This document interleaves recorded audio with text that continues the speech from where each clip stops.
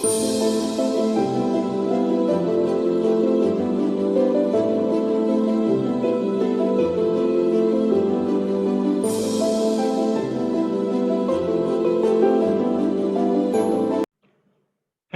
and good evening, and welcome to Season 2, Episode 7 this evening with Tanaz, Jiten, and Prasanna.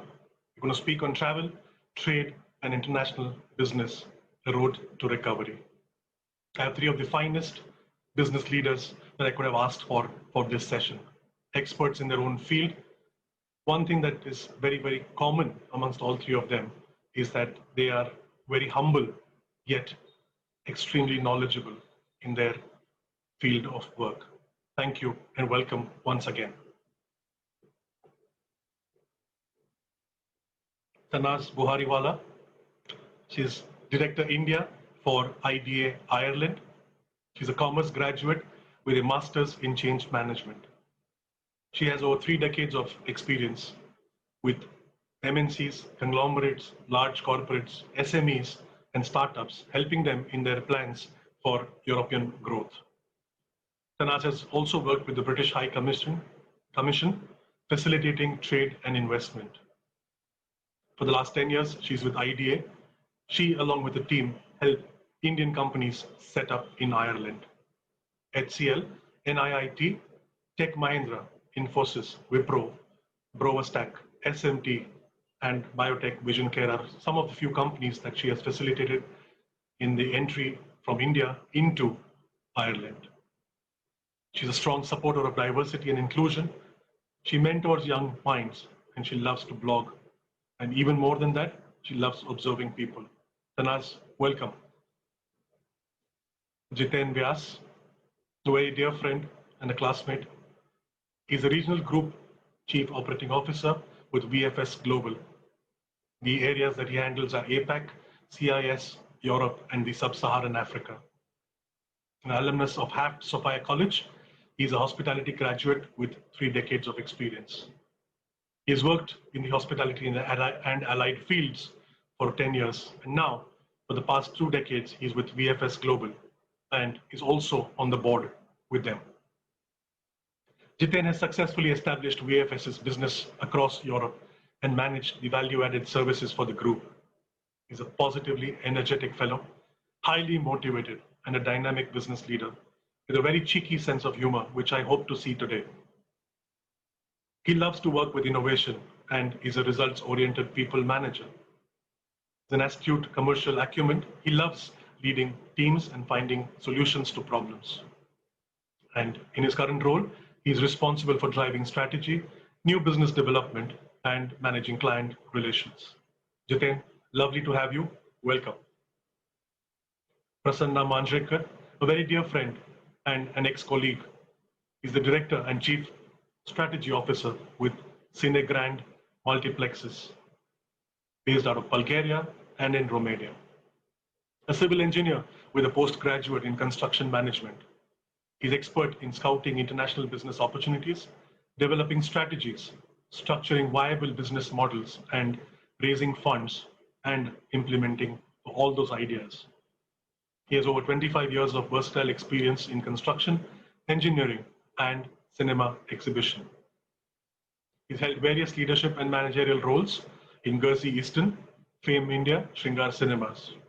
He's a co-founder of Cine Grand Group, which is a multiplex cinema house company in the year 2011 and is essentially Europe-based. Currently, he operates cinemas in Bulgaria and Romania, and very soon, hopefully, they have plans to enter Serbia, Macedonia, Kosovo, and Hungary. Prasanna is responsible for business development, strategies, acquisition, alliances, finance, project execution, and P&L, more or less everything. He successfully conceptualized and implemented all seats recliners as a concept in Eastern Europe with an aim to provide premium seating and affordable pricing. Apart from cinemas, Prasanna has conceived and executed varied constructions and fit-out projects ranging from 5-star hotels, restaurants, commercial offices, and industrial projects. Prasanna, I'm delighted to have you and welcome to the show. I'm also taking this opportunity to share with you the next few episodes that are coming up on Tuesday at 5 p.m. I'm speaking on human relations and talent development with Amar Singh ji, Gyan Nagpal, and Dominic Costavir. Those of you with a smartphone, take a snapshot. The link is there. Registrations are open. I look forward to having you there. Thursday next, a very interesting topic on business disruptions and turning around personally and professionally. Speaking with Manbir, Suneet, and Tasneem Lakrawala. And part 2 of my culinary craft session with 3 new chefs, Neeti Mayer, Yazad Gandhi, and Manish Khanna, is on next Saturday. I look forward to welcoming all of you once again next week. With that, I'm going to shut down this screen share and request my panelists to come back on the screen and we'll start the conversations.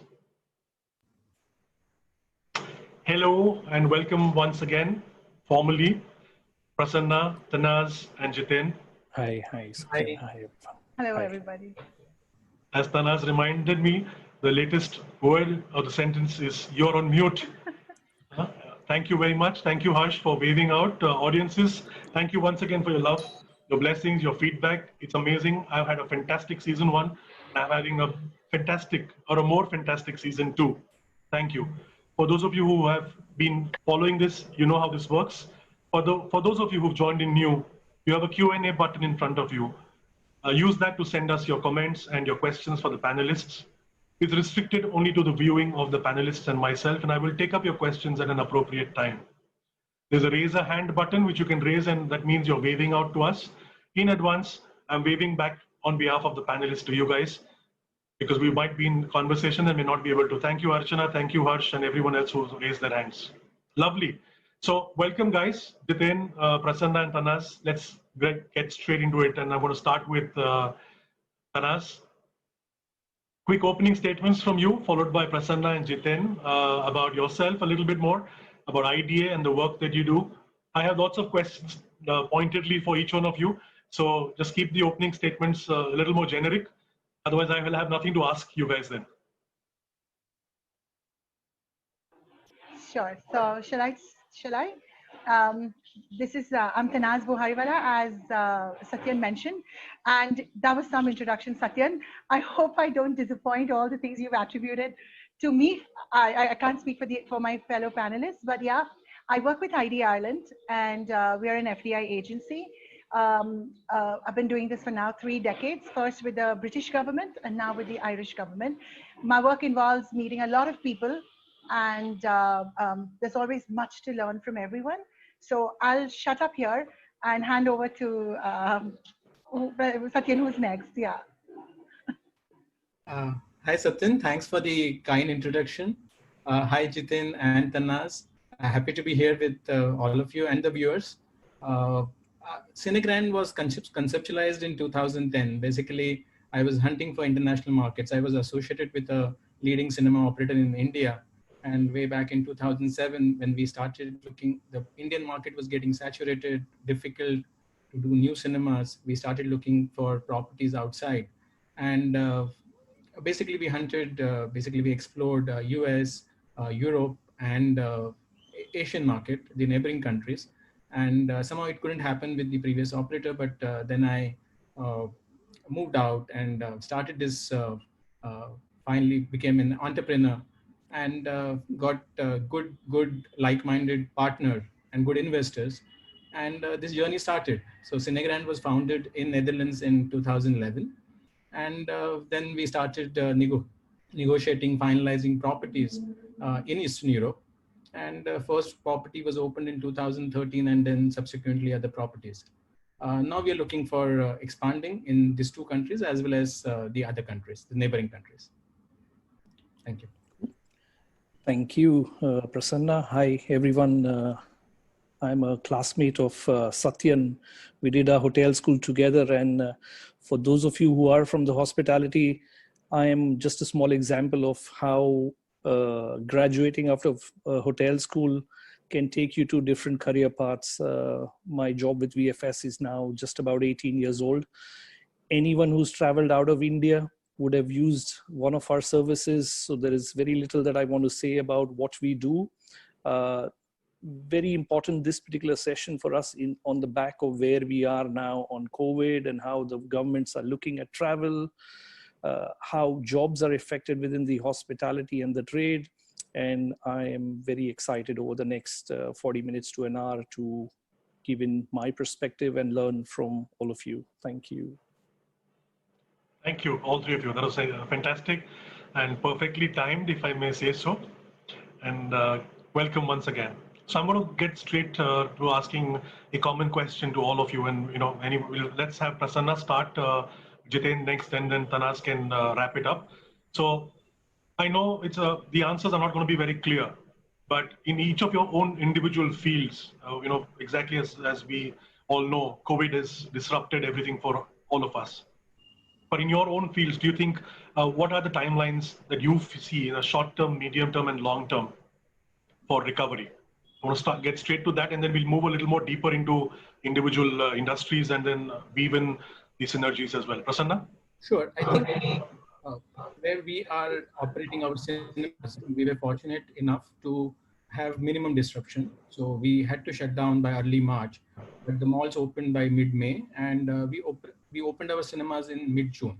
Of course, their time is tough because no content available. So 3 months of operating the cinema with old content, which is already available on OTT, a tough time, draining time. But I think with the new movies is getting released, European market opening up, more or less most of the European market is opened since June, July, and now US market also opening up.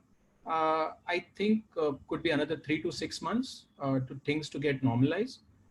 I sincerely look forward to 2021. By end of this year, I think things should get normalized. Thanks. Oh. Our industry is travel and tourism. VFS operates out of 144 countries around the world, and we process around 30 million applications across the 140 countries. Out of India, China, Russia, these are the top 3 source markets for us. If you ask me how the business has been over the last 6 months, not even 2 or 3% of the volumes that we did in 2019. If you ask how's the outlook, whether it's the analysts such as McKinsey, IATA, or a number of top consulting companies, the outlook is that we expect a full recovery around 22, back end of 22, early 23, provided there is no second or a third wave. In terms of our own business, we've learned a lot over the last many months, and we will touch upon that, I'm sure, in the course of this session. But COVID has been a massive leveler, coming from 30 million to doing almost 2, 3, 5, 10,000 applications in a month. It's a serious challenge, and a lot of my colleagues around the world have stood up to that challenge, whether it's through downsizing resources, looking at cost measures, etc., etc. But that's for a separate topic of discussion. Thanks. And what I would like to say is, in my line of business, we work with different companies from different sectors. And while one sector or 2 sectors may have been hit, there are still some other sectors, largely the pharmaceuticals, the medical device sectors, which is booming. So it is difficult to say whether our business has been impacted or not. Impacted, yes, because we cannot go out meeting companies like we would normally. But then, like we're on an online platform today, we do have technology assisting us. It's not the same, but at the same time, the business has not been poorly hit.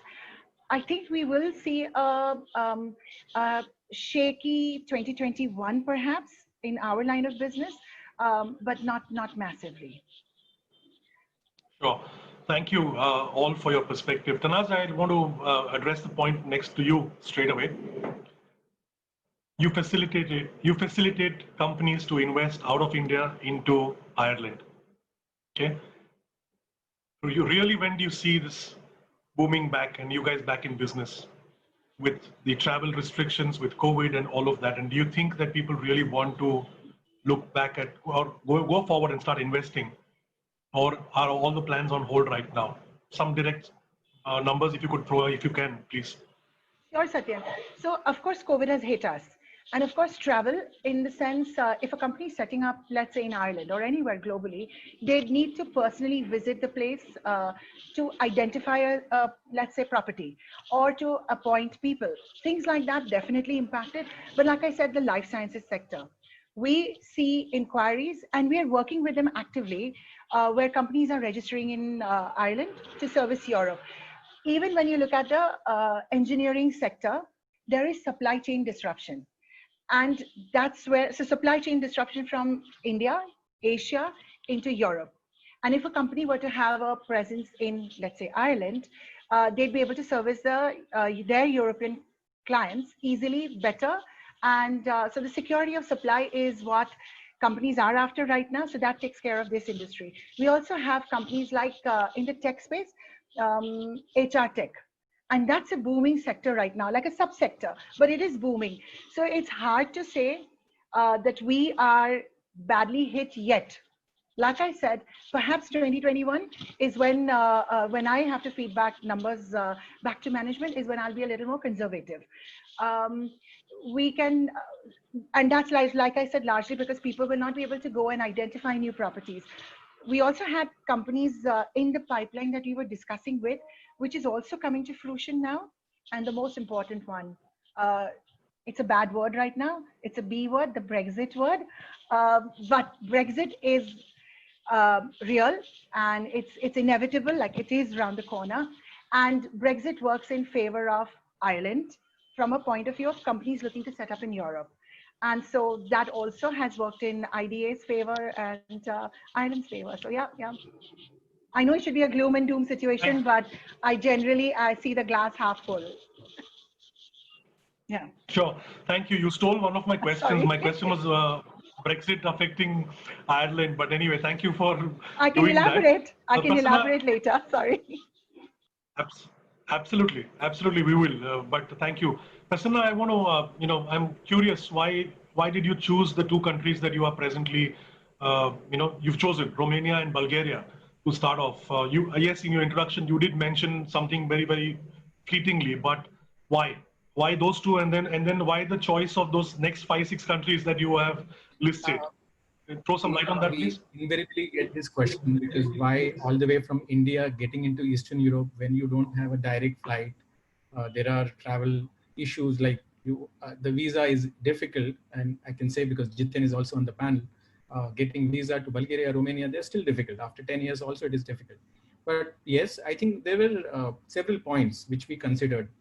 We had option of getting into Western Europe, which is more or less saturated. Cost-wise, it's altogether different market. Eastern Europe was mainly, there was no entry barrier. You can get in, getting like Indian operator or Indian national getting into Europe, doing business in Eastern Europe was simple. There was no entry barriers. I can easily open a company there, get investment from outside, all clean. Point two would be there was space for another operator. See, all these countries, if you see, they're under screen. When I compare with US market, when I compare with European UK market, see, US will be, if you look at inhabitant per screen, US will be about 7,000, whereas Europe, UK typically will be about 15,000, whereas this typically both countries are 30,000 and 50,000. So they are under screen. So there was space for one more operator easily. So I was not doing any crowding. And the third point, I would say that we sincerely felt that with all our learnings in India, operating cinemas in India for over 10 years, I think we can really do value add, because mainly there were gaps in terms of how the product is, how the decor is, how it is operated, programming, pricing, concession, several issues. Somehow we felt that, okay, I think we can do some changes. We can make a workable business model. And I think basically for these three reasons, we felt that Eastern Europe could be a better market to enter.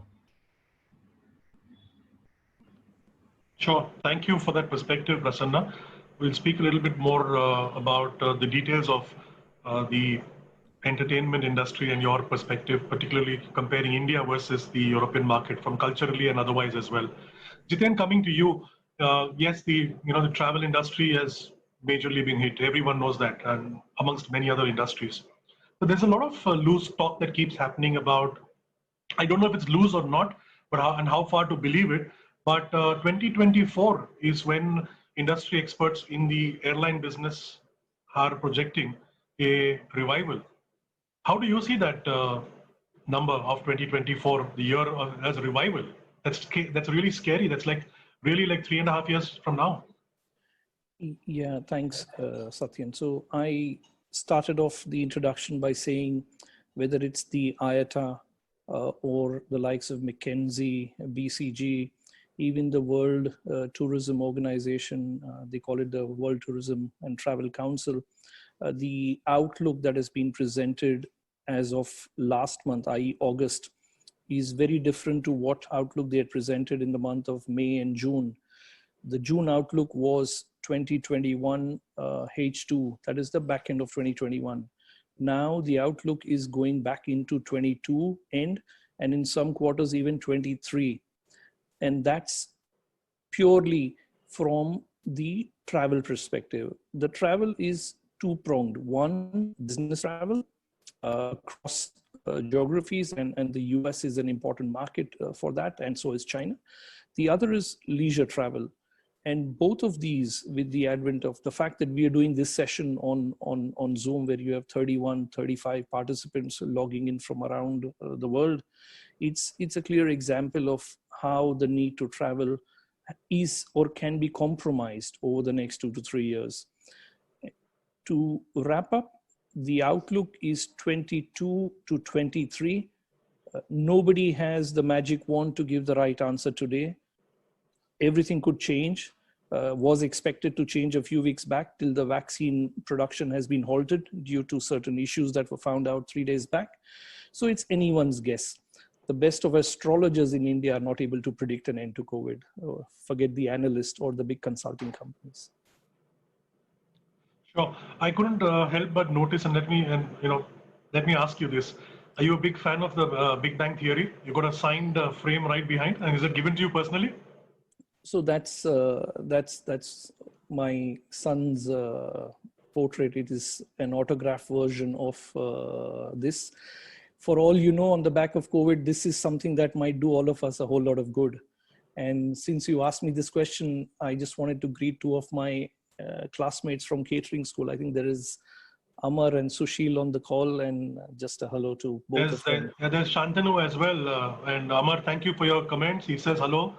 And Harsh, thank you for your lovely comments as always. So great. And in fact, Shantanu and Sushil have sent me their questions, which I'm going to take it up in a bit. But till then, okay. So I'm very curious to know, and all of you, we all Indians, and please take this question, not with any arrogance or whatsoever, but you all are working in international markets, global markets, and you are working with nationalities that are different than Indians, and the perception of Indians that is there abroad. I want to understand, is it really all bad in the eyes of everyone in the, people that you work with? What do they really think about Indians culturally? First part. And the second part, I'll come to that once you answer that, please. Jiten, you can start and then we go backwards. Okay, sure. Thanks. So my first job, I went to the UK in 1991, and I worked at the hotel at the Langham Hilton. The guests there and a lot of the staff asked me, how do you speak English?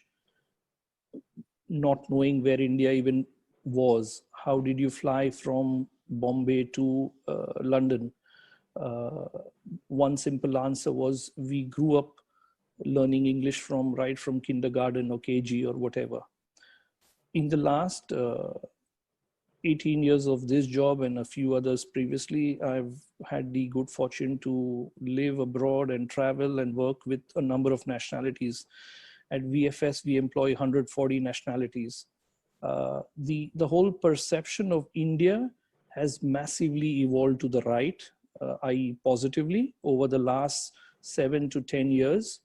The whole perception of how do they see an Indian, I think in the last 7 to 10 years, it's actually changed. the number of Indians or people of Indian origin working in different industries, holding positions of repute, has actually changed to the fact that it is no longer the perception of the opposite party. It is the perception or the benchmark that a fellow Indian sets in these organizations or in these geographies. Ireland till recently had a prime minister of Indian origin, a very proud moment.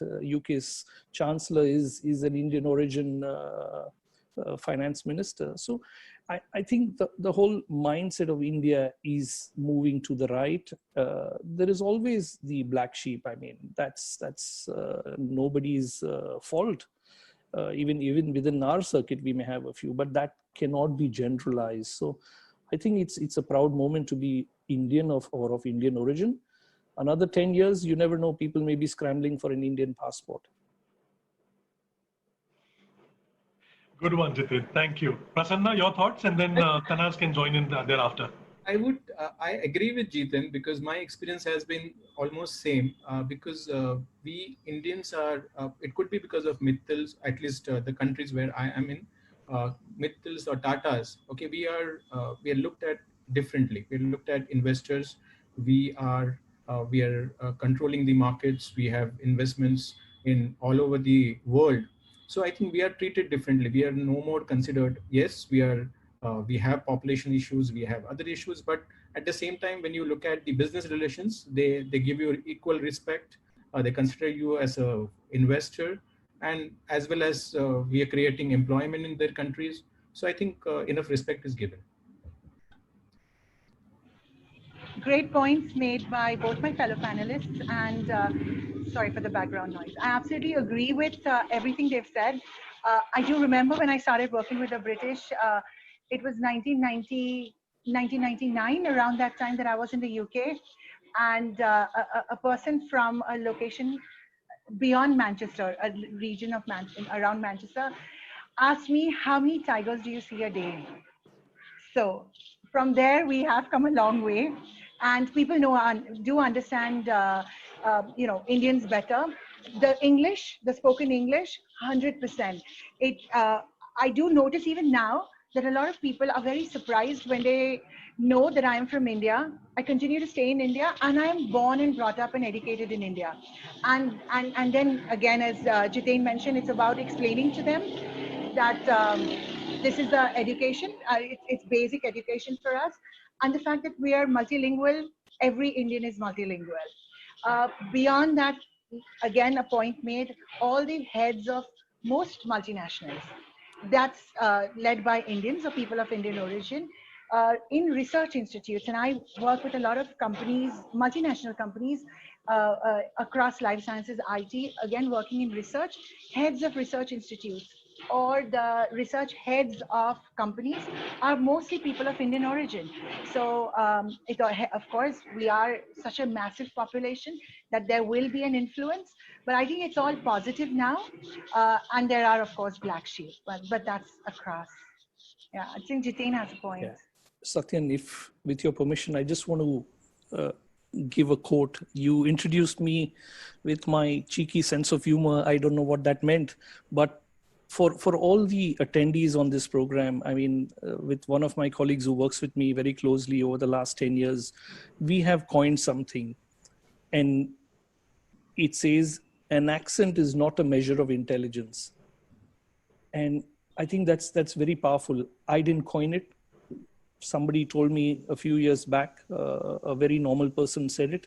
And he said it because the problem with us Indians, not all, but majority, is we get overly enamored by the color of skin and the accent. And it's important to remember that just because I speak in a fancy accent, I may not be speaking the truth, or I may not be as intelligent as I portray myself to be. It's actually very, very relevant in our industry. Oh, absolutely right, Jitain. You just gave an example of that lovely sense of humor of yours, said in jest and with a lot of love and humility. Thanks for that. Prasanna, I want to move to you. You said cinemas have opened up, and yes, Central Europe has been a little easier worldwide.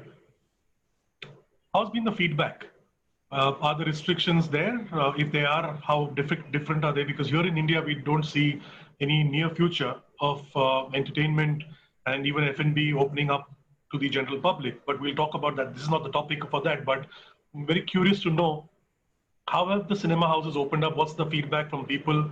And what kind of restrictions do you guys have there, if any? Sure. I think we have multiple restrictions, and these restrictions are getting relaxed. So when we started in June, the restrictions were with the 30% capacity. The food was not allowed. You cannot remove the mask, so food was not allowed. The aircon was not supposed to be operated. Some of them were not logical. You cannot operate cinema in that. So we could successfully convince the authorities that this won't work. And ultimately, I think now we are operating at 50% capacity. The aircon, we made some changes which are required, minimum required. The filters were changed. So all those changes for hygiene were done. And the food is now operational. The concession bar is operational. But at the same time, numbers for last 3 months, I would say we are reduced to 8 to 10% of what we were doing last year. And we are, this was without the content, because last 3 months there was no new content. But with new content, of course, the numbers have not jumped. The 10% has become 15% or 18%, but it would take some time. Sure. Tanaz, you've been a champion of diversity and inclusion. Yeah.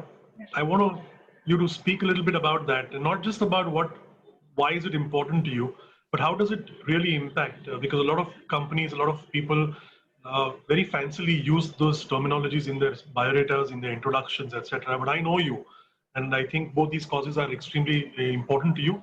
I've seen you demonstrate these. Tell me, what motivates you to kind of take this up and be a champion of that? And really, how do others look at you championing this cause? And do they even value these 2 points?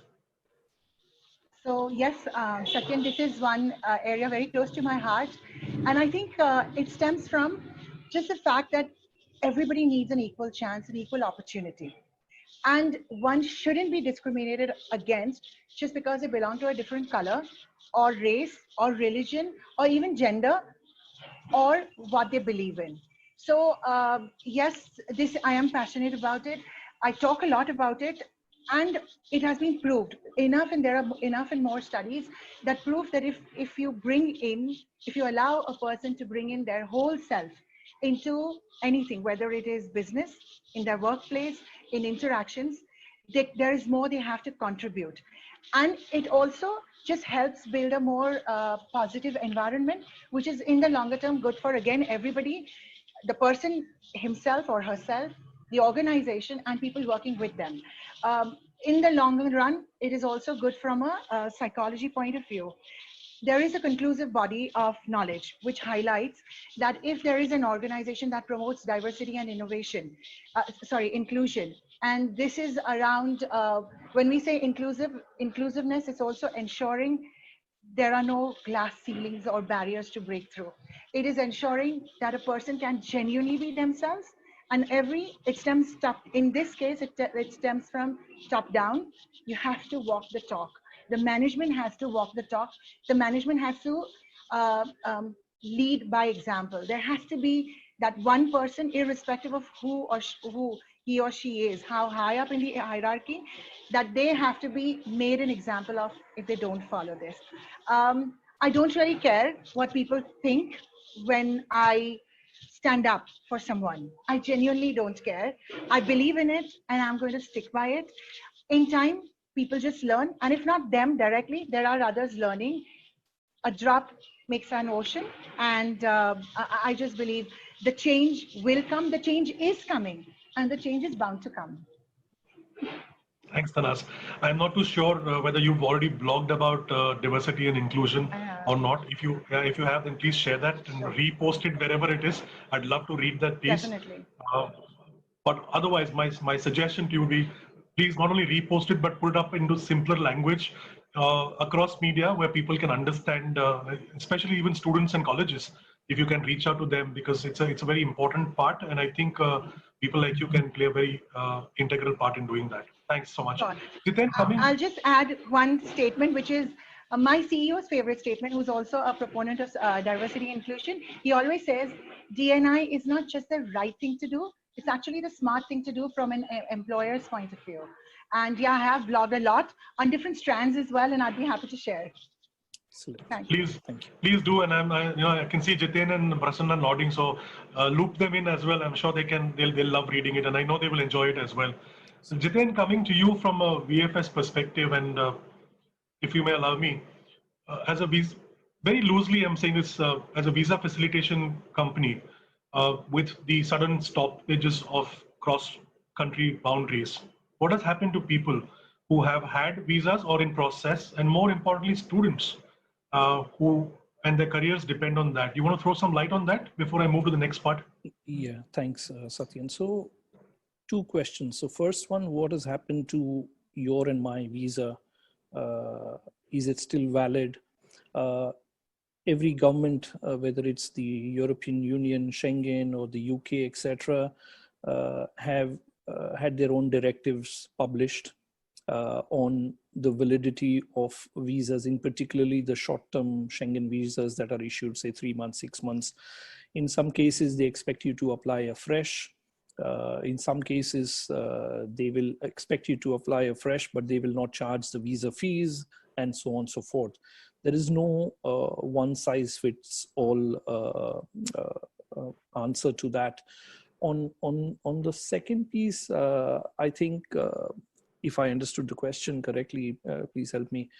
The governments around the world are actually have been always looking at travel and tourism as one of the key revenue earners. For example, the visa fees that we pay contribute to the operating or the functioning of an embassy or a consulate and their trade and other divisions. When people like us travel to a particular country, we spend money, contribute to the economy, etc. And both of these, in particularly the latter, has taken a serious downturn. We know that governments are looking at whether it's the travel bubble, looking at avenues for certain categories, and closer to your specific question on students. So we know for a fact that a number of governments are very heavily focused on how do they look at the student traffic. September was one important month for students into the UK and Ireland and into other European countries. Some of the in the UK, I think in particular, they've extended the application processes right up to November, December this year. Certain conditions have been relaxed, specific to the course, to the university that you're applying for, but the governments are very, very mindful of the student base. Similarly, with Canada and the US, again, the governments are focused on bringing out measures that will ensure that the student traveler does not get compromised. Yes, in the near term, there may be online classes, but eventually the aim for everyone, I'm sure, including the universities in the UK and in Europe in particular, is to bring in that student traveler back into the country. And education is an extremely important revenue contributor to these governments. India is one of the top markets along with China into the West. So yeah, besides the, thanks Jiten, but besides the children and the students' education, India, China also contribute the highest in the global tourism market as well. Indeed. Yeah, and do you, coming to you, and then I'll take this also, maybe start with you. I'm very intrigued with the fact that, and this is not particular to any of your industries per se, but a generalist comment on sustainability and related with global travel. Okay, the amount of paper and plastic that is dumped just in a travel by a global traveler at every touch point. Do you see that something can really happen? Starting with you at VFS itself globally, and then moving on to concessions and multiplexes, and then in paperwork with consulates and stuff like that with Tanaz? Yeah, so the short answer is yes. Over the years, one of the things that most organizations, including public sector and trade bodies, have done is the focus on carbon footprint and how do you offset that. That's probably the most relevant or the known one to all of us. Within our organization, we are an absolute proponent of the environmental sustainability policy, the ESG. Mind you, we are an Indian origin company, but our parentage is Swiss, and today we are owned by a Swedish private equity. The focus on ESG is 100%. We work with a number of governments, 60 plus governments, and it's important that in all of these countries where we work, the 140, we comply to the norms laid out by these governments. So whether it is a simple thing like plastic or reducing the paper, or the contribution that we make by way of CSR on the back of ESG, are actually lived and practiced in the magnitude that one can do, to be very candid. And it's no point me trying to tom that we are one of the world's leading organizations, but the intent is absolutely bang on. And I think we made our mark. We've improved over the years, to be very candid, since that's the topic of your discussion, candid conversations. I want to hold myself back, Jiten, and I get what you're saying, but I really am very concerned about, and I'll talk about India, okay? Mm-hmm. We still have loads and loads of paperwork that is required by consulates. What, in today's world, really, is it required? I mean, genuinely, I understand all that you say, but when is it going to really stop? Because everything is available electronically. The safety part and security part, I'll come separately on that. But practically, you really think it's going to be a change in a country like India, at least? Yeah. So the answer is a yes. The documentation that was required some years back for certain business or student or tourist visas is much more evolved today than when probably some of us would have applied. A number of governments are looking at digital, i.e. uploading your documents online, including all your credentials, bank statements, etc., etc. A number of governments are also looking at e-visas. And that's something that we as an organization are actually working very closely with a number of our government clients to ease the process, not only the process for the traveler, i.e. all of us, but also for the border agencies at these countries. We have to be mindful that we are visiting a sovereign country, and we need to be respectful of the laws and policies of those countries that we want to enter into. But the long and short, every single government is looking at how can they make the entire customer journey more seamless. Digital, online is what we will see in the years to come. The core piece on technology that you talked about, yes, the biometric enrollment, fingerprinting is integral to the security. And I think that is basis the standard set out by governments. We have little role to play on that. And finally, I just want to clarify something that we do in all external sessions. The role of our organization, VFS, is we work on behalf of governments. We are an administrative arm to these governments. We have no role in the decision-making process. So being nice to me on this session today will not help anyone get a visa or even not get a visa for that matter. Thanks. Thank you for demonstrating. Thank you. You're smiling. Prasanna, carbon footprint in cinema houses, exhibition centers. Both these countries where we are working in, they're new to EU, and EU has very stringent norms. And since they're new, they have deadlines of, actually the deadline is 2020. So they got into EU in 2007. So they have to demonstrate that they have minimized their waste. So there is a waste management, I believe, some law of EU, which both the countries have to follow. So which they have been doing, and it has been implemented at all levels. So we are already paperless, no work happens. So there is, the paperless is already there. Since we are talking about the post-COVID scenario, My worry is the waste, the bio waste which is being generated. Okay, I think this last 6 months, I don't think anyone has looked at it from an environment point of view, and including both the countries where we are working in, that what happens to that. Even where we are working in the malls, there are arrangements for collecting the bio waste, the hazardous waste, but the disposable is a question mark. So I think these are points which nearly definitely we have to work upon. Thanks. Tanaz, your thoughts on this? So, Satyan, the work that we do, there is very minimal paperwork anyway involved in what we do. There are some reports that we need to prepare for our board when we are taking in a large project about a company setting up in Ireland. We do need to provide a lot of details. Most of that is online, frankly, but there is some amount of paperwork. But Ireland as a whole, as a country, is very focused on sustainable future. And there's actually a government initiative, which is like a sustainable development program, and 18 areas identified in which there is continuous work, not just for domestic, which is Ireland itself, but actually to support it globally. So Ireland's quite ahead of this curve in terms of sustainability. And there's also a very big group in the whole cars of the future mobility space working in Ireland. And again, I can share a lot more, but this is like a very brief answer. We are all conscious citizens, conscious of the environment, what we leave behind for the future generation. And but there's lots of strides to be covered. Yeah.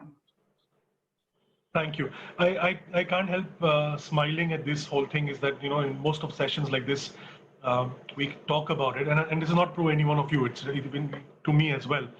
But the common man down the road doesn't care a damn. He'll still open the tobacco ka thing and throw it out. You'll still have a tissue paper thrown out by anyone in a fancy car, even a banana peel as well. So, it's sad. I've had a few sessions on sustainability, even in this part and even earlier offline. But definitely the country and the world has a long way to go on that. I'm taking a few questions to give myself a little bit of... Sorry, Satya. I'll just make a comment too. Again, it's something I'm passionate about. And again, a lot of people laugh and make jokes about it in good fun. But the fact is, you just mentioned the right thing. It's a raw nerve for me. Someone chucking something out of a car while walking, whatever. I actually tap people on their shoulders and say, "Bhai sahab, kuch gir gaya," or have picked up popcorn wrappers, for example, and thrown it back in a car saying it fell out. And have had little battles. That's another story. But I think it's up to each of us, if we are passionate about it, to ensure we speak about it. We do something about it. Yeah. Small steps. Yeah. Sure. I had a friend a couple of years ago who had gone to pick up from the airport, and him and his family, and his first comment was, "Kitna ganda ho gaya hai Bombay." His next thing was we picked up some ice cream, and 2.5 minutes later, out goes the stick and out goes the paper by him and his family. And I like you, Tanaz, I stopped the car and I couldn't do anything. I was hosting them and stuff like that, but I picked it up myself, and I think he realized what it was. But that's the sad truth. Anyway, I'm taking a few questions to give myself a bit of a break. I'm going to start with something that Shantanu sent across earlier. So I'm reading it from my handphone. So this is Shantanu's first question. How can stakeholders plan strategy in the absence of light at the end of COVID-19 tunnel, given how many conflicting expert opinions abound about the vaccine development and general progress in fighting the pandemic? Anyone has any thoughts on that? I think it's a very open-ended question, but if anyone has any thoughts, sure. I don't think anyone can actually plan a strategy. Yeah. And I think the question, Shantanu answers it in the same way that you framed it, that really, unless someone has anything different to add here. Yeah, I think Shantanu is going through the same dilemma that a lot of us are going through, whether it's a small F&B outlet or a hospitality or a big organization. You know your business the best for whoever it is. You know your stakeholder mix the best. Nobody can actually predict this outlook business of 22 or 23 or 24. At the same time, and we've spoken to a lot of our colleagues in different industries, the measures that we need to take today, whether it's on downsizing or cutting costs or renegotiating contracts, vacating offices, are all going to be done by you or us. So ultimately, we may want to listen and read through a number of these reports, which are helpful, but the actions will only be done by the people involved. And we've seen it in our business. We have a lot of experts, a lot of good insight, but ultimately the actions are us, and so is the accountability. Sure, thanks, Jiten. Shantanu's next question is a little long, but I'm summarizing it in a very short way. He says that even if there are certain countries that have opened up for travel and business, there are powers that be, the bigger boys, who are blocking this. How does that affect global business? How can individual stakeholders and even an industry plan to overcome such challenges? So, for example, the US or EU decide that travel to this part of the country or this part of the world is not safe, but that country says it's safe. How does one handle that? Any thoughts? If I can have a go, I really think now again this can be case to case. Depends on where your company is at, or where your negotiations are at, or do you have contacts in the other market? Today, technology has facilitated a lot of things. 6 months ago, we wouldn't have thought many things possible, and that's happening today. Online schools, for example. So I think it is maybe if Shantanu wanted, and I could have a one-on-one chat, there could be ways to work around it, provided there are some opportunities. You're smiling. But happy to have the chat. It just is a little more case to case, I believe. No, I wasn't smiling in a bad way, Tanaz. I was smiling because I know Shantanu and I know you, and once you guys both start talking, you guys are, Jiten knows, you guys can go on and on, both of you. Okay, great. So I can add on there in specific to Shantanu's latest message. So what we are doing, or what we've been doing in our business since March of this year, is we've been building scenarios. Scenario 1, 2, we are on scenario 5 now, on how our business is all about our volumes across the countries that we operate in, the 140 plus. So we've been building scenarios saying, how will the volumes pan out over March, April, May, June? And we are now on the 12th of September. So between March to now, we've had 5 iterations of the modeling, so to speak. The fact that we had to go from 1 to 5 itself is an answer that nobody really can predict on how things are going to be. And basis the 5 degrees or the 5 levels of scenario modeling that we've done, we've had to then reduce cost, look at revenue channels, look at various SOPs or measures from different markets we operate in. And that's all down to the people on the ground who manage our business, not people like us sitting in some office who know the end of it. So yeah, just one example. Okay, great. Thanks, Shantanu, for correcting and putting down what you really meant. My apologies for probably not having understood the question that you mailed me. Amar, there's a question from Amar, and there are 2 actually. What is the inbound for 2021-22 looking like, and which sectors are looking favorable? And which countries are warming up to India to offer a destination wedding and MICE sector, considering our race to #1 COVID country? Prasanna, Jiten, anyone? I mean, give it a try. Jiten, you have any thoughts? Since So I think on the first one, I was trying to learn how to answer live, but I couldn't manage. So on the first one, I think the issue is what countries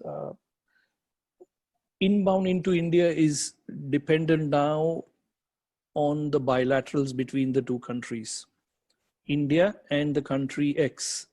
The bilaterals, we've all read in the papers about the air bubble, etc. The bilaterals are basis trade and investment, which I think Tanaz is most closest to amongst all of us, and how the government of India wants to look at certain countries, certain industries, and how do they want to kind of kickstart.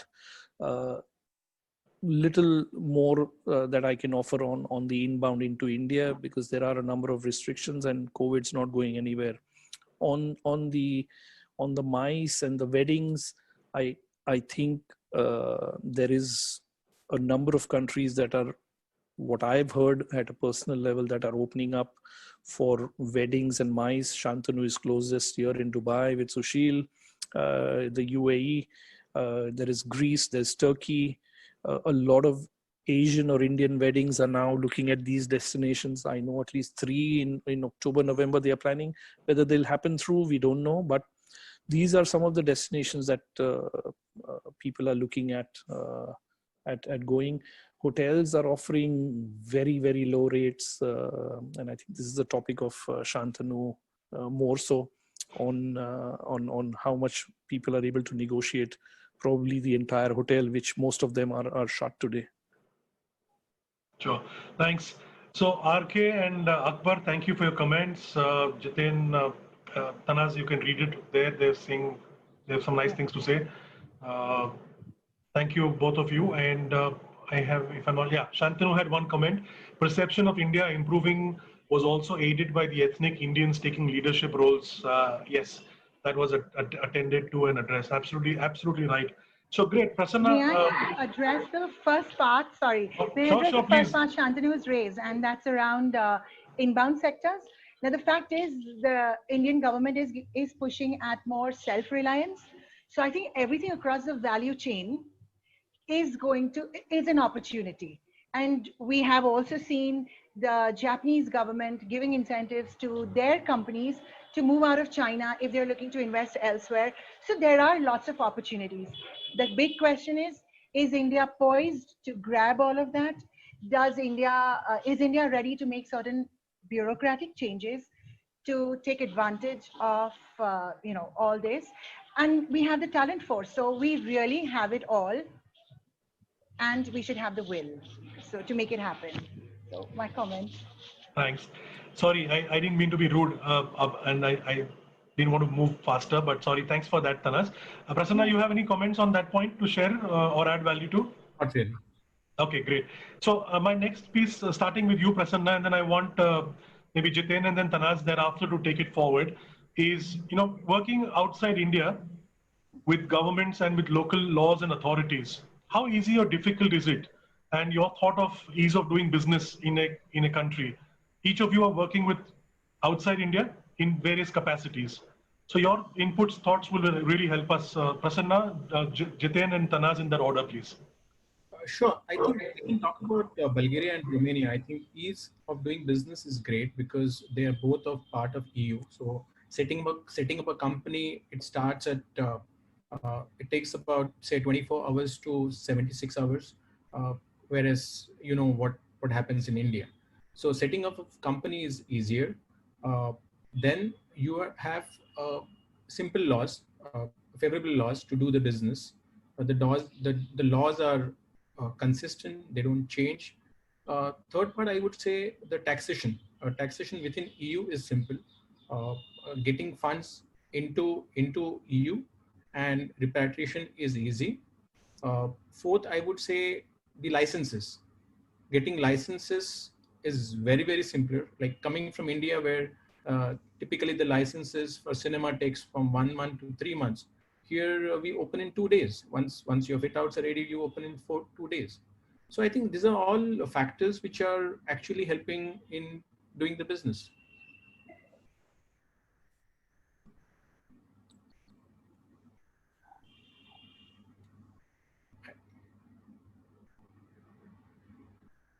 Jiten, if you would like to. Yeah. Satyan. Sorry, I missed the question, Satyan. I think the question was in terms of doing the ease of business. Ease of doing business overseas. Yes. Yeah, I mean, our company under our CEO, who's also Indian, Zubin Karkaria, somebody from Mumbai, very proud for all of us. In 2001, he founded VFS. And today in 2020, we are in 140 plus countries, from one office in Mumbai to the 3,000 odd that we have, the visa centers, is another small example of the ease of doing business, but also the Indian entrepreneurship that Prasanna talked about, that if you see an opportunity, you know how you want to tap it within all the right means. And working for a government outfit, that what we do, it's also very important that we are fully compliant in every manner of our business and the dealings that we have in our businesses. So it's been a massive learning curve for us, but after 19-20 years, yeah, we're in much better space as a company that started out from India. Sure. Thanks. Prasanna, sorry, Tanas, just give me one sec. Prasanna, on the licenses part, very curiously, sorry, I think I lost my feed, but I could hear you guys. I think I went off for a few seconds, but I was very much keenly listening to what you guys were saying. Prasanna, on the licenses part, you rightly said that, in 2 days you could open up once your fit outs are ready. Just the other day, I was on a conversation with somebody, and it was a restaurant abroad, and they had certain timelines, and they had licenses to open, but they chose not to open. And the government body actually came down to ask them, hey, what happened? Why haven't you opened on time? Your license said this. So it's amazing how there's a lot of ease of business. And when people say that it's easier outside and it's difficult here, it is a fact. There's no doubt. We're not beating down the administration here, but definitely there is an ease of, I think there's ease of maturity. Sorry, there's maturity in the administration, and they have a desire to make sure that businesses work for everyone's favor. Thanks. Tanas, your thoughts on this? Right, Satya. So as Prasanna has made all the very valid points that, ease of business is very important, and that involves so many steps, like just the ease of setting up, the paperwork, the bureaucracy involved. And I represent Ireland, as you all know, and in Ireland, it's one of the things that works in Ireland's favor is the ease of setting up. And that's why we can so more easily attract more companies into Ireland to set up and operate out of. Besides that, very important is the stability of the jurisdiction where you're setting up. You enter a jurisdiction because that you made your decisions based on certain factors, and then poof, the government changes and things change, and that disturbance in stability can be very damaging to businesses. There's also, of course, tax, and I can't help myself. Ireland's corporate tax is 12.5%. Okay, I'm just, and then there is, like I said, low bureaucracy. All these Prasanna mentioned. There are two other factors, I think, which play a very important role, which is the availability of skill set, the right kind of skill set that the industry wants. And partly it's also the responsibility of the government to ensure there is a continuous feed of that talent or the skill set. And that could be through education, future education, industry, working with universities to understand what are the courses required, what should we be introducing, or the right visa policies to bring in the right kind of skill set. And the second point is also the ecosystem. It's very important to have the right ecosystem, which involves everyone from advisors and consultants to peer companies willing to work and talk.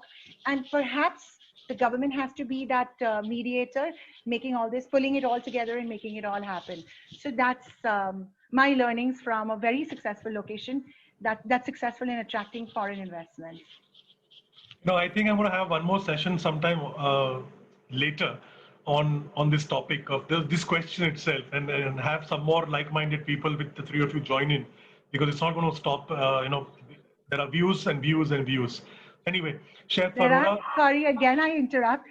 An hour session on Brexit, an hour session on diversity, inclusion, on sustainability, and now this session, season 3 is ready. Satya. Done, Tanas. You can co-host it, and you can actually take it forward as well. I have very little to contribute. I'll be there as supporting prop for you, but I'll take that up for sure.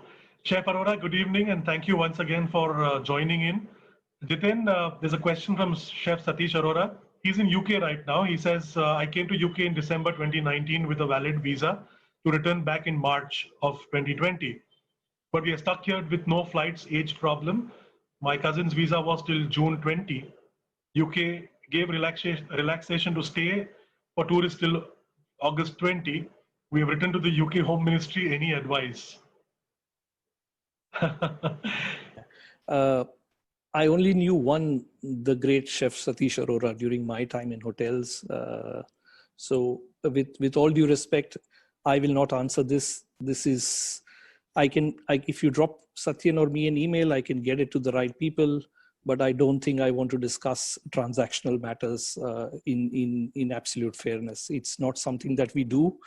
Very happy to help you and put you into the right contact at VFS if it's part of our process, but I will not be able to respond to this. Sure. Sorry. Thank you. Thanks, Jiten. Not an issue. That is Chef Satish Arora. He is in UK right now, so that's him, and I'm sure I will. Indeed. Thank you. If you drop me an email, I will put you in contact with one of my colleagues if it's gone through VFS, but I don't think it's fair for me to talk about a specific case in a forum like this. Not that I have the details, Chef. Thank you. Okay, coming to Shantanu, he has a question referring to the tourism industry. Do you all personally believe that the near normal will be reached by H2 of 2022 or H1 of 2023? If not, when? I think we touched upon it. We but touched anyway, upon that, yeah, we touched Shantanu, for your and our relevant industries of travel and tourism. I think 23 H1. If all of us are proven wrong before, nothing like it, but anyone's guess. So Jiten, this H1, H2 is a acronym for something, because here we talk about Q1, Q2. So what is H1? So H1 is Jan to June. H2 is July to December. Okay, great. That's for most of the audience. I only learned from Shantanu because he texted me. I know. He's going Actually, to send this question. Shantanu is the one we should be asking questions to. He's an expert on travel and tourism in the industry. I think he's testing us, but thank you, Shantanu. Sushil has put forward a question or a comment rather, and I wanted to weave that in as well. It's about employment and jobs. Okay, without going too deep, on the emotional part of it, he wishes to ask, what do you guys think about laying off staff and employment possibilities, both at entry level and at higher level within your industries? Do you see that happening soon? You don't see that happening at all? It's not here. It's a question that he sent me on email separately, like Shantanu did. So it's not here. But yeah, Prasanna, you want to start with that? Again, when we talk about our countries, Bulgaria, Romania, both countries, the local government supported the employment, so we could retain. We have not fired a single employee during this tough period. Still, we are negative. We are not even covering our electricity cost, but we've not fired a single employee. To some extent, the local governments contributed to an extent of about 40%, and we could retain them. Now it is a long story. Like, we have to see that how much we can sustain, because it's more of cash flow management and how the things pan out. But what we have seen in Bulgaria, Romania, with the local government support, I think majority of employees were retained in various industries. Sure. Jiten, you want to take that from your perspective? I think from our side, we've had to take some super tough decisions in the last 5-6 months on redundancies, leave without pay, working with our government clients and also a lot of our employees. And one thing we've done actually is not only at the front end, because the general tendency in all our organizations is to get the lower rung out and to show the numbers. We've actually, in the different scenarios that I talked about, we are even looking at what should be the new organization come 22, 23. It could be something that we started 18, 20 years back if the whole travel industry is going to go through a sea change. So a lot of tough decisions have been taken, including pay cuts and all of that. But anything and everything that we've done is legal and compliant in the countries that we operate. As I said at the start, there is no real magic wand. Some of the big multinationals have been compelled to take those measures. Nobody's indifferent to this situation. Tanas, your thoughts on this? Right. So Satyan, the FDI industry that I work in is a very small industry. And we've not seen major changes there yet, because each government does need an FDI body to promote, the country.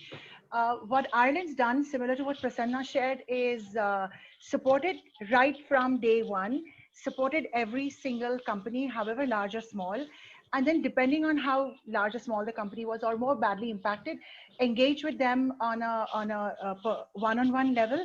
There's been a lot of financial supports, from wage subsidies to all kinds of support and grants, advice around how could they roll out work from home, how could they retain certain challenges, certain staff.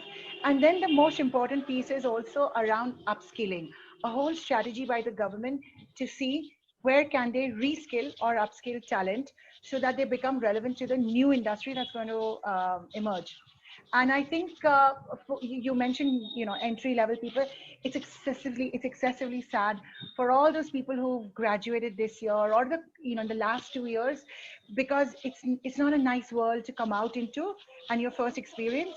And again, my only advice to a lot of people when they reach out is make use of this time and try to gather as many skills as you can, so that you could be applicable or relevant cross industry. And then depending on where opportunities open up, you peg yourself. Now, it's not ideal, but you have to make good of whatever situations are handed to you. So these are my comments. Yeah. So, thank you all. You know what, my assessment of this question that Sushil put is very, very valid. It's very valid.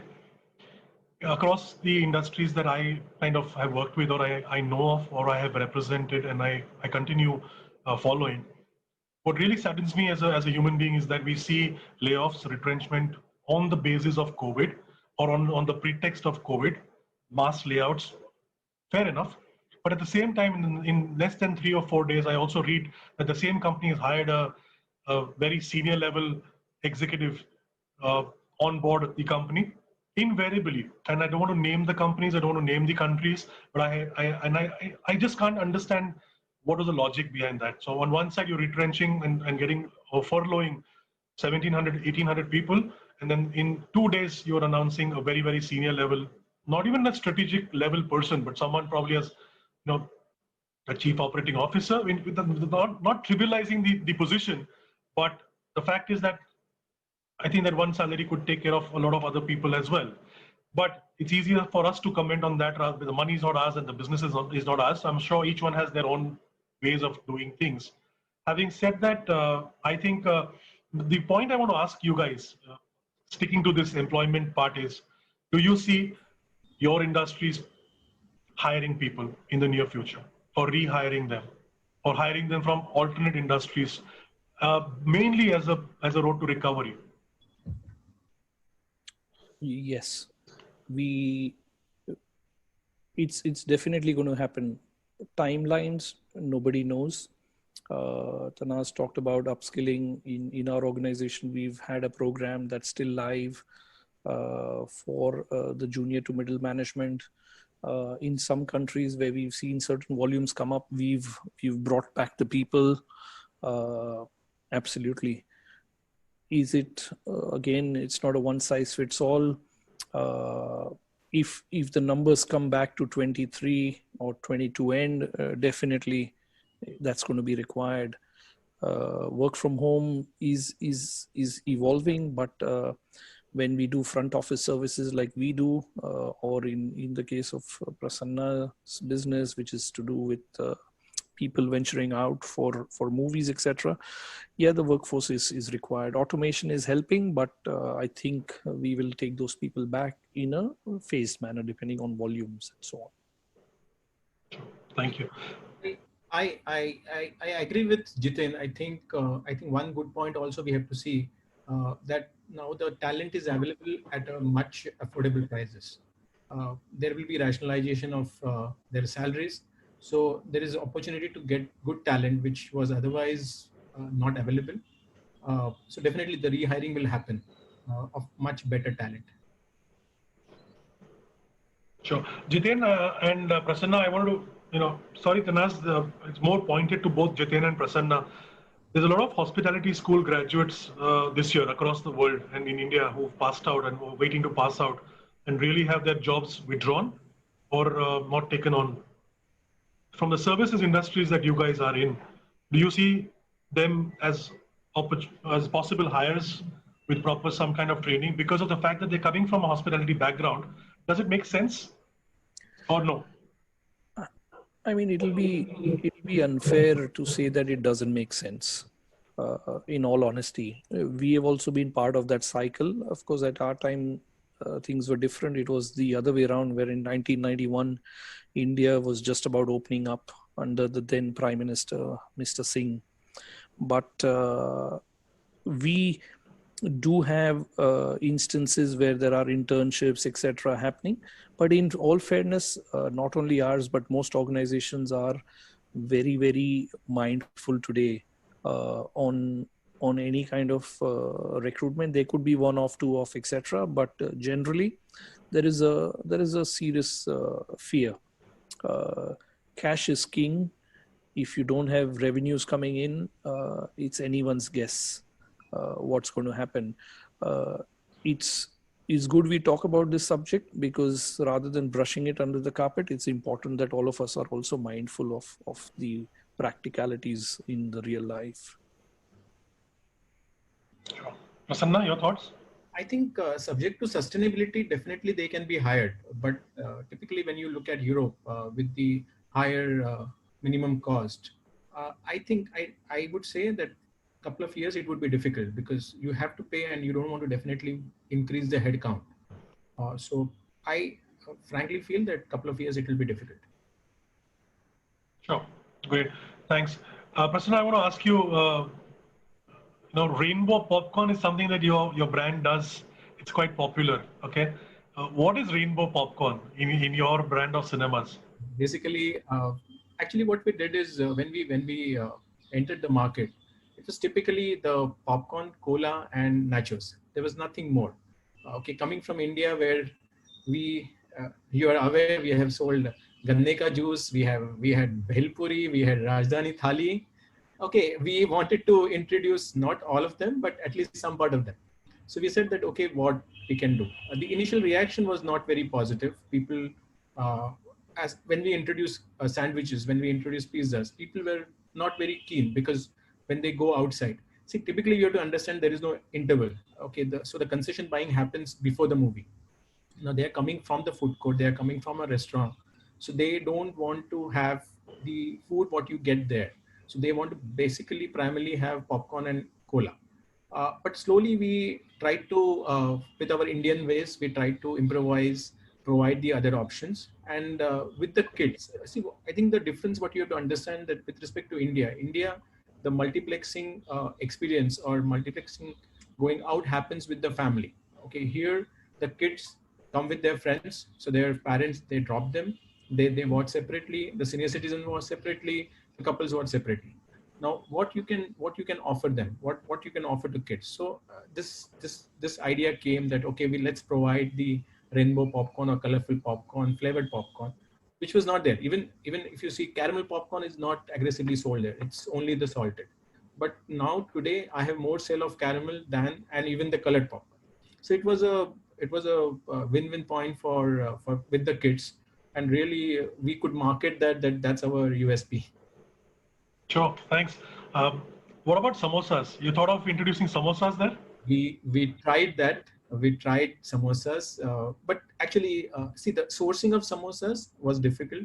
There is very little Indian community lived there, and sourcing was also difficult. So the quality was not at par, and frankly, people did not appreciate it. So we tried that. Okay, excellent. Thank you. That's great. Tanaz, I want to pick your brains on something which I've been wanting to ask you, okay? Why Ireland? Why IDA? And your thoughts on that, please. No, what's so special about why when I say why Ireland is not for you, but purely also from the fact that why would I want to go to Ireland as a entrepreneur, businessman, or whatever? Take my business to Ireland. You want to throw some light on that, please? Sure, sure, Satyan. Why Ireland? They chose me. They gave me a job. I went there. But jokes apart, jokes apart. Well, that is how it did happen. I was headhunted, so I learned about Ireland and all of that. But after that, the passion, and that is because genuinely Ireland is just such a beautiful country. The Irish people are so warm, friendly, welcoming. So much like Indians, if I can say that, with their sense of humor, with their family values, their love for music, their love for food and drink, though their food is different from our food, but they still love their food, they love their drink. That's, they're well known for that. But from a business point of view, the same attributes. It is welcoming, and then comes the fact that just the government is proactive. We have to understand Ireland's a very small country.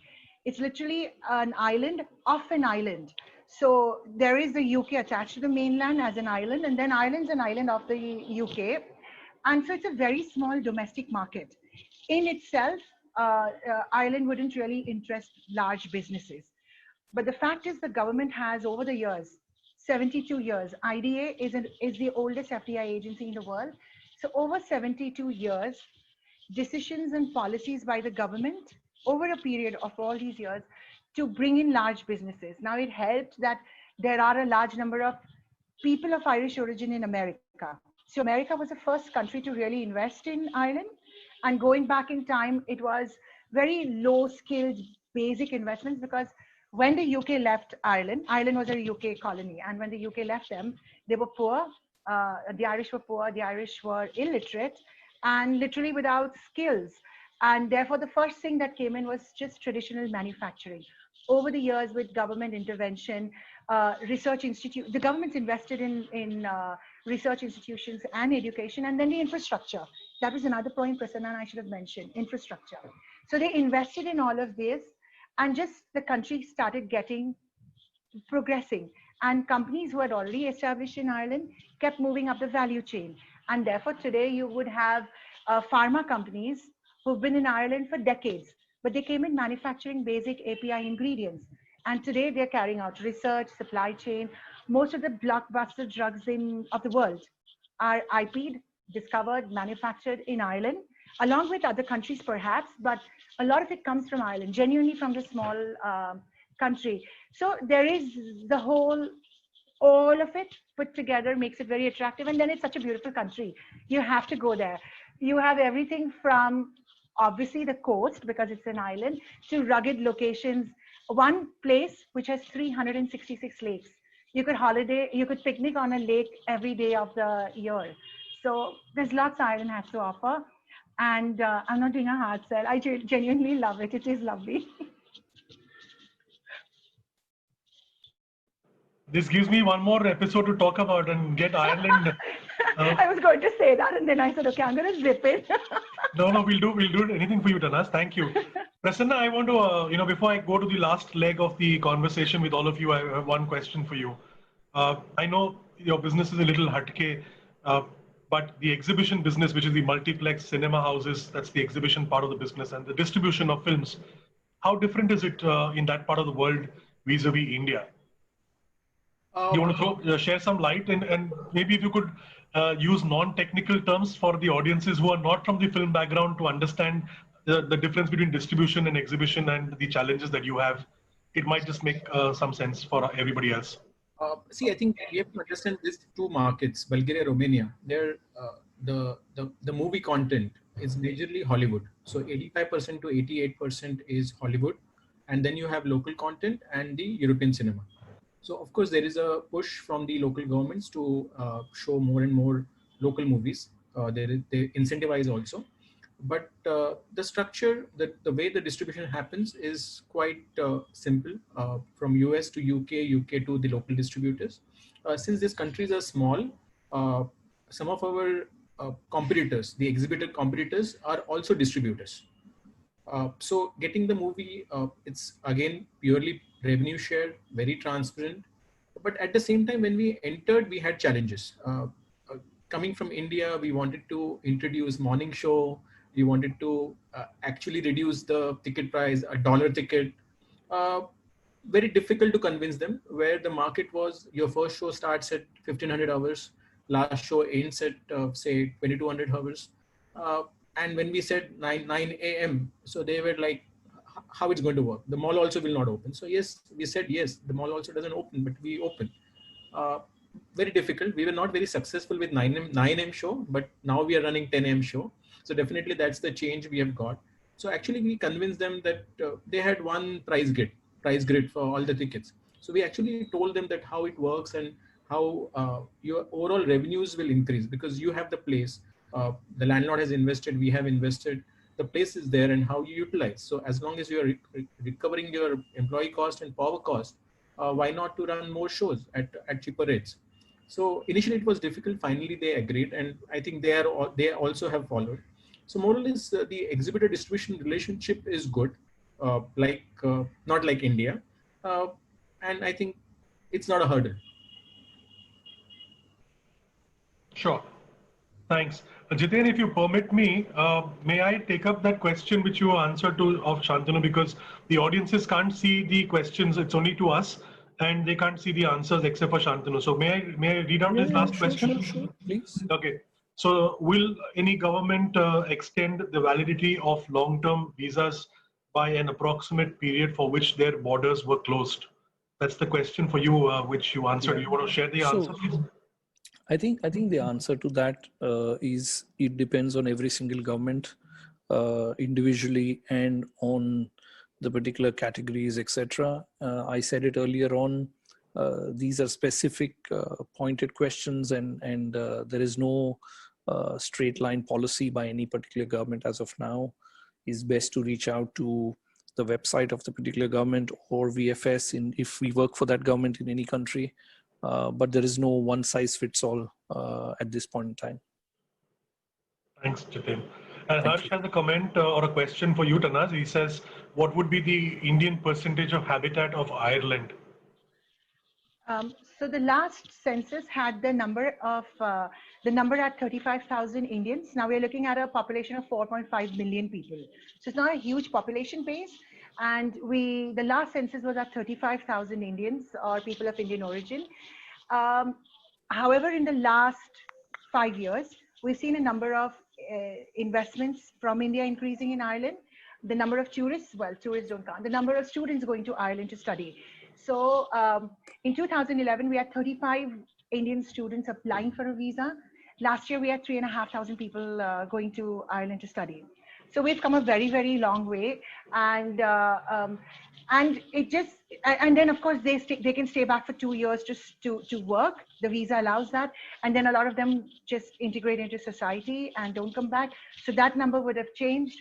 What is also, what will help the number change is also the fact that there are the highest number of work visas issued to any nationality by the Irish government is to Indian nationals. And that's been for 3 consecutive years. So again, that's a population that just gets integrated into society. So I guess we could be at 40,000 now, perhaps. Yeah. And, IDA works very closely with VFS. There is this British-Irish visa, BIVS, something I just learned less than 48 hours ago, 24 hours ago. So, I mean, besides the sectors that you spoke about, which are I would say, popular, what about hospitality? What about small-scale industries if they want to go and set up? Does that make sense? How do you, besides going and approaching the bigger boys, what about the chota people who have a lot of more money, actually? Right. So many parts to your, many answers to the different questions you've asked. While IDA actively works with the larger boys and also innovative companies, fast-growing companies, it just resonates when you take the bigger names and then people start having a conversation. So that's why we stick to the bigger names. But we worked with a number of mid-sized companies, innovative companies, and this is IDA officially. That's me and my team in India. Equally, there is a huge number of Indian startups who would like to just target the European market, and therefore they need a presence. There's also a fact, however unfortunate or not nice it is, that there is a perception that if it's an Indian company, either the product they're dealing with is not the highest standards, or maybe the service they're providing, or there could be a lapse in security if they're handling data. So there's all of these perceptions. And therefore it helps when a company is focusing largely on the European market, Middle Eastern market, that they look at a footprint outside, a registered office outside India. And in recent years, we're seeing Ireland gaining traction there as well, for all the reasons that we've mentioned. And now, IDA, we don't have the bandwidth to deal with all of that. We genuinely get a lot of inquiries. What we do is we work with the ecosystem, the service providers in Ireland. We have standard information to share about sectors, about where do you go in Ireland as well. Do you necessarily go to Dublin, that is like coming to Delhi or Bombay, or could a Pune work for you? So we do all of that, signposting companies all the while. And we also run a series of webinars, which is more knowledge dissemination. And that's like, one-to-many approach. So yes, we work with everyone across the spectrum. There's also the piece you asked about people with a lot of money. There is an investor visa akin to any country, where if you have a certain sum of money to invest in government bonds, in government programs, or in setting up business, which will generate employment, then of course there are visa schemes for that, which is not IDA's remit. That's a different government department. We can signpost, and there's a hospitality sector. So yes, my team, IDA's mandate is to work with FDI companies, but really food is part of another government agency, which is called Boardware. So we'd be happy to introduce you to them. There's also yet another agency which will help food processing companies. So there is hospitality and there's food processing. And we'd be happy to introduce you to whoever in Ireland for business. There's also another board that deals with agriculture. So we've helped Indian companies acquire large tracts of land to cultivate it So yeah. Sure, thank you. So I'm going to, do some homework and see whether I can do a vada pav stall in Ireland and samosa stall in Bulgaria and Romania, and try and get some. Sorry, I'll interrupt. You want a business plan? Dosa, genuinely. Irish love potatoes, and a hot dosa is a great idea with a potato filling, or anything then you can do with potatoes. So batata vada. I'll be there whenever I travel to Ireland. Sure, thank you. Jiten, I want to ask you, does VFS as a company, have any competition across the world? Yes, we do have competitors in the form of some of the big technology companies, Teleperformance, CSC, CGI. These are European American organizations that we compare ourselves with. We are today the world's largest government public sector service provider in this space. Sure. And, with the situation that we are in right now, what do you see is the relevance of VFS and your competitors going to be in the near future? I think the relevance is going to remain. It's taken us nearly 2 decades to establish the trust with governments who never wanted to outsource in the first place. That has been established fairly well. As we go along, the trust now leads to blended support to government customers that we work for, and so do our competitors. And the model that we operate brings in the flexibility, offers an international network to governments, all of which would otherwise cost a significant amount of monies, which today a company like VFS or some of our other peers do it fairly well. And it also brings in a super convenience to the customers that want to travel abroad. Imagine 20 years back, you had to wait outside some of the consulates in rain, sunshine, touts, etc., etc. So it's improved significantly. and with technology, I think, and digital customer journey that I talked about, I think there is a future out there for sure. Thanks. Prasanna, I want to ask you this before I come to the wrap up of this session. Is your company also looking at distributing movies in the countries that you are? Number one, and a little bit about why have you chosen the other 4-5 countries? We didn't touch upon that, but I'm very keen to know about why those countries, and is there a logic behind you being present in the EU besides what you just said? No, we are not looking at distribution because we somehow feel that exhibition is our forte. I think, which is our strong point. I think we should concentrate on exhibition and not get into distribution and digress. So definitely we are not going to enter into distribution. Other countries are basically neighboring countries. I spoke about Serbia, North Macedonia, Kosovo. So these are the neighboring countries. They are more or less similar to Bulgaria. And with the models or with the products what we have introduced in Bulgaria, they're appreciated in these countries also. So we got offers to enter into those countries and establish our cinemas. And those countries are quite similar. All of them are not part of EU. They are trying to get into EU.